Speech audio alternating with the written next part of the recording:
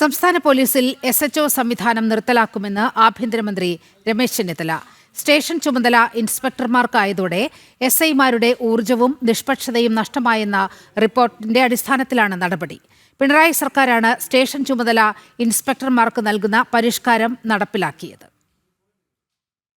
UDF സർക്കാർ അധികാരത്തിൽ വന്നതിന് ശേഷം പോലീസിൽ സമൂലമായ പൊളിച്ചെഴുത്തിനാണ് തയ്യാറെടുപ്പ് നടത്തുന്നത്. ഇതിന്റെ ആദ്യപടിയായി പോലീസ് സ്റ്റേഷനുകളിൽ നിന്നും SHO സംവിധാനം നിർത്തലാക്കും.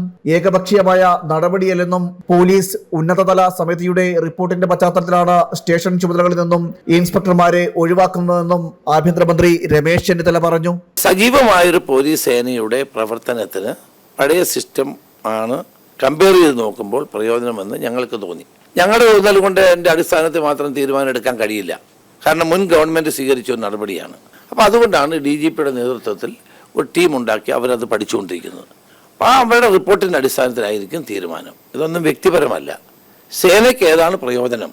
ലോക്നാഥ് ബെഹ്റ പോലീസ് മേധാവിയായിരുന്ന കാലത്താണ് പിണറായി സർക്കാർ പരിഷ്കരണം കൊണ്ടുവരുന്നത്. പോലീസിൽ നടത്തിയ ഈ പരീക്ഷണം പരാജയമെന്നാണ് ഉന്നത പോലീസ് ഉദ്യോഗസ്ഥരെല്ലാം അറിയിക്കുന്നത്.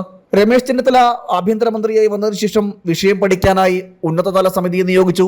ഈ സമിതിയുടെ കണ്ടെത്തലിന്റെ കൂടി അടിസ്ഥാനത്തിലാണ് സ്റ്റേഷൻ ഹൗസ് ഓഫീസർ ചുമതലയിൽ നിന്നും ഇൻസ്പെക്ടർമാരെ ഒഴിവാക്കാൻ തീരുമാനിച്ചത്.